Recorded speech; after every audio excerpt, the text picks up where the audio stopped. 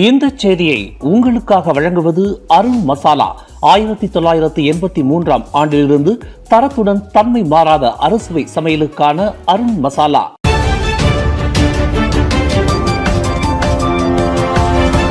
வணக்கம். திசைகளின் ஒரு மணி செய்திகள்.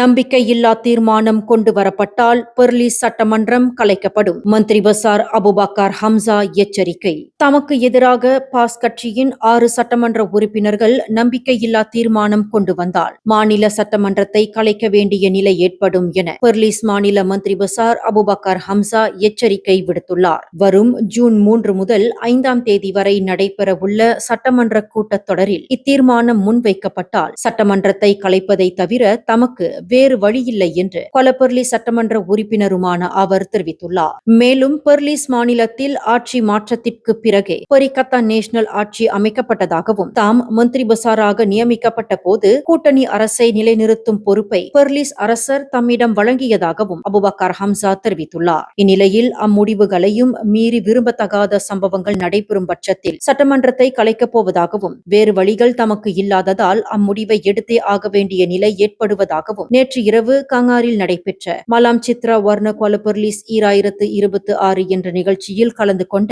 அபுபக்கர் ஹம்சா செய்தியாளர்களிடம் இதனை தெரிவித்துள்ளார். இதனிடையே நேற்று நெகிரி செம்பிலான் மாநில அரசியல் முடக்க நிலையை சுட்டிக்காட்டிய பாஸ் தலைவர் அப்துல் ஹடி அவாங் பரிகத்தான் கூட்டணிக்குள் உள்ள ஒற்றுமை உணர்வை பர்சத்து கட்சி மீறியுள்ளதாக குற்றம் சாட்டினார். மேலும் பெர்லிஸில் பாஸ் கட்சியை சேர்ந்த மந்திரி பசாரை பதவியிலிருந்து அகற்றும் முயற்சிகளுக்கு பர்சத்து முன்பு ஆதரவு வழங்கியதை அவர் சுட்டிக்காட்டினார் என்பது குறிப்பிடத்தக்கது.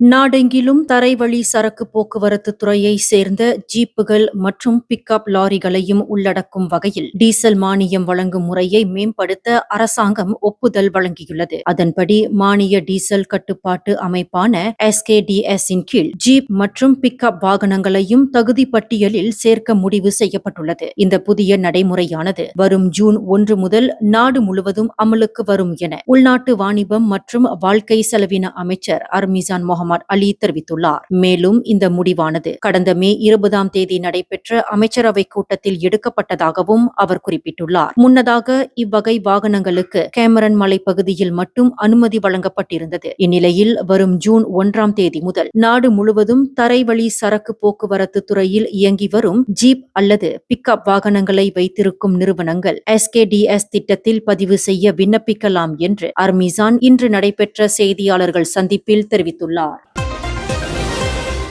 ஜலுத்தோங் நாடாளுமன்ற உறுப்பினர் RSN ராயருக்கு எதிராக முருகேசன் என்பவர் சமூக ஊடகங்களில் வெளியிட்ட வீடியோக்கள் தொடர்பான அவதூறு வழக்கில் ராயருக்கு 1 லட்சம் ரிங்கிட் இழப்பீடு வழங்க முருகேசனுக்கு நீதிமன்றம் உத்தரவிட்டுள்ளது. கடந்த 2024ஆம் ஆண்டு செப்டம்பர் மாதம் வாட்ஸ்அப், டிக்டாக் மற்றும் பேஸ்புக் உள்ளிட்ட தளங்களில் வெளியிடப்பட்ட பல வீடியோக்கள் தொடர்பாக முருகேசன் மீது ராயர் வழக்கு தொடர்ந்திருந்தார். முருகேசன் வெளியிட்ட காணொளிகளில் உள்ள கருத்துக்கள் பலரது கவனத்தை ஈர்த்ததாகவும் பல விமர்சனங்களை பெற்றதாகவும் இதன் மூலம் தமது நற்பெயரும் நன்மதிப்பும் களங்கப்படுத்தப்பட்டதாகவும் ராயர் குற்றம் சாட்டியிருந்தார். பினாங்கு இந்து அறப்பணி வாரியத்தின் நிதியை தான் முறைகேடு செய்ய அல்லது தவறாக பயன்படுத்த திட்டமிட்டிருந்ததாக பொருள் தரும் வகையில் முருகேசனின் கருத்துகள் இருந்ததாக அதன் தலைவர் RSN ராயர் தெரிவித்துள்ளார். இந்நிலையில் 50 வயதான முருகேசன் இழப்பீட்டுடன் 4000 ரிங்கிட் நீதிமன்ற செலவையும் செலுத்த வேண்டும் என்று ஜார்ஜ்டவுன் செஷன்ஸ் நீதிமன்ற நீதிபதி நோர்சால் ஹம்சா உத்தரவிட்டுள்ளார். ஹரிராயா ஹஜ்ஜி பண்டிகையை முன்னிட்டு நாளை மே 24ஆம் தேதி முதல் மே 31ஆம் தேதி வரை சாலை போக்குவரத்து துறையான JPJ ட்ரோன்களின் மூலம் போக்குவரத்தை கண்காணிக்க உள்ளது. இரட்டை கோட்டை மீறி முந்தி செல்லுதல் மற்றும் அவசர பாதையை பயன்படுத்துதல் போன்ற போக்குவரத்து விதி மீறல்களை கண்டறிய நெரிசல் மிகுந்த முக்கிய சாலைகளில் ட்ரோன்கள் பயன்படுத்தப்படும் என JPJ துணை தலைமை இயக்குனர் ஜஸ்மானி சஃபாவி தெரிவித்துள்ளார். கடந்த மார்ச் மாதம் ஹரிராயா ஐடில் ஃபிட்ரி பண்டிகை காலத்தில் குறிப்பிட்ட நேரங்களில் மட்டும் இந்த ட்ரோன்கள் பயன்படுத்தப்பட்டன. இந்நிலையில் இம்முறை ஓப்ஸ் ஹரிராயா ஐடிலாடா பண்டிகை காலம் முழுவதும் அவை பயன்படுத்தப்படும் என டங்கீலில் இன்று நடைபெற்ற செய்தியாளர்கள் சந்திப்பில் ஜஸ்மனி தெரிவித்துள்ளார்.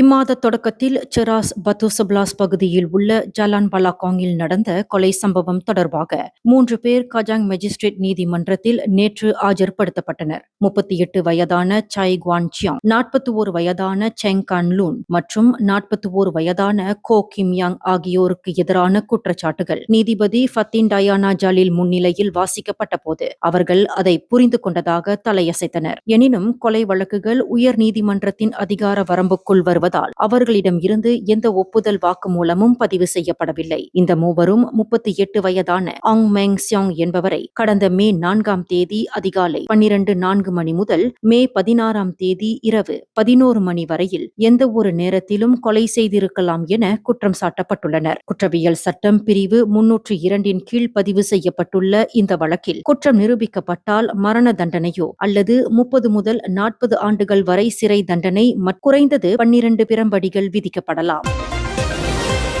காராக் நெடுஞ்சாலையில் நேற்று அதிகாலை நிகழ்ந்த கார் விபத்தில் மரணம் அடைந்த 3 மலேசிய அனைத்துலக இஸ்லாமிய பல்கலைக்கழக மாணவர்களில் ஒருவருக்கு அடுத்த ஆண்டு திருமணம் நடைபெறவிருந்ததாக அவரது தந்தை தெரிவித்துள்ளார். அட்லி ஹக்கீம் என்ற அந்த 24 வயது மாணவர் அதே காரில் பயணித்த படுகாயமடைந்த 27 வயதான அத்திரா நச்வா தாஜுல் அஷிகினை அடுத்த ஆண்டு திருமணம் செய்ய திட்டமிட்டிருந்ததாக அவரது தந்தை வழக்கறிஞர் அக்பருடீன் அப்துல் காடீர் தெரிவித்துள்ளார். புகழ்பெற்ற வழக்கறிஞரான அக்பருடீன் அப்துல் காடீர் ரோஸ்மா மன்சூரின் சூரிய மின்சக்தி திட்ட வழக்கில் அவரது சார்பில் ஆஜராகி வருபவர் ஆவார். இந்நிலையில் நேற்று ஷா அலாம் செக்ஷன் 21 இருக்கும் முஸ்லிம் கல்லறையில் தமது மகனின் இறுதி சடங்கிற்கு பின் செய்தியாளர்களிடம் பேசிய அக்பருடீன் நடந்த விபத்து குறித்து தமது மூத்த மகனின் நண்பர்கள் தகவல் தெரிவித்ததாக குறிப்பிட்டுள்ளார். இந்நிலையில் ஸ்லாயாங் மருத்துவமனையில் சிகிச்சை பெற்று வரும் அத்திரா தற்போது சுயநினைவிற்கு திரும்பியுள்ளதாகவும் அவர் ஜொஹூர் மாநிலம் மர்சிங் பகுதியில் 9 வயது பள்ளி மாணவனை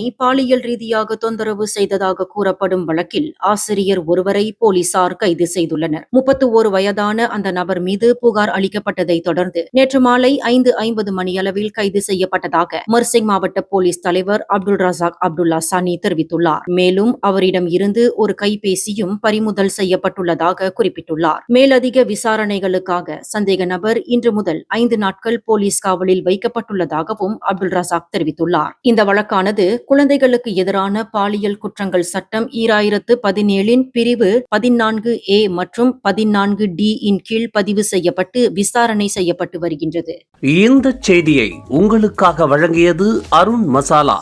1983ஆம் ஆண்டிலிருந்து தரத்துடன் தன்மை மாறாத அறுசுவை சமையலுக்கு அருண் மசாலா. மேலும் செய்திகளை தெரிந்து கொள்ள கீழே இருக்கும் பெல் பட்டனை அழுத்துங்கள். உங்கள் மகிழ்ச்சியை வெளிப்படுத்த லைக் மற்றும் ஷேர் செய்யுங்கள். தொடர்ந்து திசைகளோடு இணைந்திருக்க சப்ஸ்கிரைப் செய்யுங்கள்.